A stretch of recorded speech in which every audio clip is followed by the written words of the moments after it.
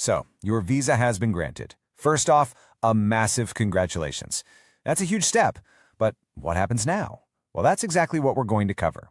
Think of this as your go-to guide for everything you need to know after getting your Subclass 870 visa, from the moment you land to your departure. We want to make sure your stay in Australia is just as amazing as you've been dreaming. Seriously, getting this visa is a huge deal, and we're here to help you make the absolute most of it. We've packed this with clear, official information so you can navigate your new journey with total confidence and, without any of the stress. All right, the visa's sorted. Your bags are probably packed. The excitement must be off the charts. But what are the very first things you need to do when you arrive? Let's dive right into those first essential steps for a super smooth start to your adventure down under. Okay, this might sound obvious, but it is the most important check you'll do. Before you even think about heading to the airport, double check that your passport is valid, and of course that your Subclass 870 visa is active. These are your 2 golden tickets to get into the country. As you're coming into land, a flight attendant will hand you an incoming passenger card. Now, this isn't just a bit of paperwork, it's a legal document, and everyone arriving in Australia has to fill one out. Make sure you do it completely and honestly before you get to the customs desk. Want to just breeze through the airport after that long flight? Well, here's a pro tip for you. If you have an e-passport, you can use something called SmartGate. It's this cool automated system that uses facial recognition to zip you through passport control in a flash. It's a real game changer. Okay, so you've arrived, you're getting settled in. Awesome. Now let's get into what is probably the most important part of this whole explainer. Really understanding your rights and, just as importantly, your responsibilities while you're living in Australia on this visa. This one is the absolute #1 non-negotiable rule. Your visa depends on you obeying all Australian laws. And we're talking about everything, from local council rules right up to the most serious federal laws. This is your single biggest responsibility while you're here. So you might be asking, how do I keep track of all my visa details? The answer is VEVO. That stands for Visa Entitlement Verification Online. This is your best friend. You can log in anytime you want to check your visa's expiry date and see all the specific conditions that apply to you. It's your official digital proof. Now, this is something that can trip people up. You might be looking for a sticker or a label in your passport, but you're not going to find one. Australia doesn't really do that anymore. Your visa is all electronic, linked directly to your passport. And VEVO is how you prove you have a valid visa to anyone who needs to know, like a bank. And that brings us to what is hands down the most crucial condition of the Subclass 870 visa. This is a direct quote from the Department of Home Affairs, and there's no gray area here. You are simply not allowed to do paid work in Australia, period. But what does no work actually mean in day-to-day life? Let's break it down. You can absolutely provide unpaid care for your grandkids. That's often why you're here.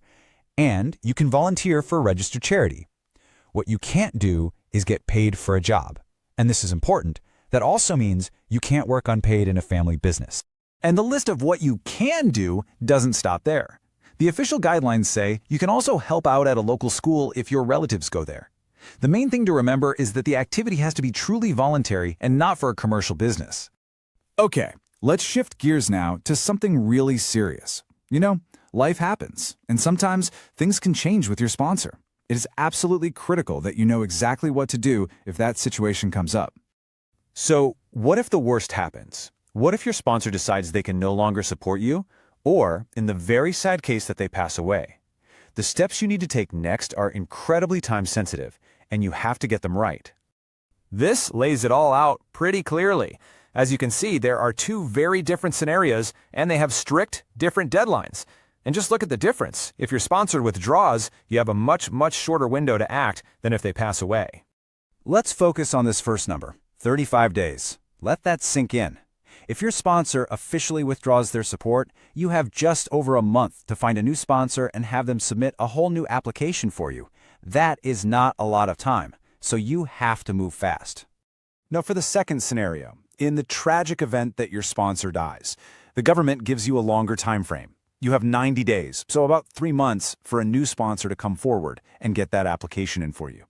And you absolutely cannot miss these deadlines, because if you do, the consequences are serious. Your current visa will end, and you'll either have to get a completely different visa to stay in Australia legally, or you'll have to make plans to leave the country.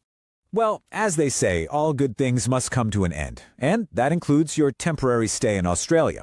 So when it's time to go, how do you make sure your departure is hassle-free?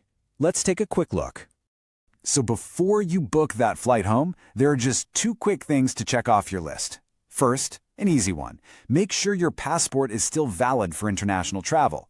And second, hop on VEVO one last time to confirm your Subclass 870 visa is still active right up until the day you fly out.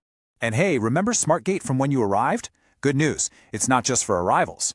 You can use it on your way out too to help speed up the departure process and get you on your way home that much faster. And here's one final handy tip for you. If, for any reason in the future, you need official proof of when you entered and left Australia, you can actually request your international movement records from the Department of Home Affairs after you've left. So when you boil it all down, what's the secret to a great worry-free stay? It's actually pretty simple. Know the rules of your visa, especially that big no-work condition, and be ready to act immediately if your sponsorship situation changes. That's really the whole formula. So there you have it. We've gone through everything from arrival to departure. You've got the official knowledge now to handle your time in Australia with complete confidence. The only question left is, are you ready to make it an incredible journey? Thanks for joining me.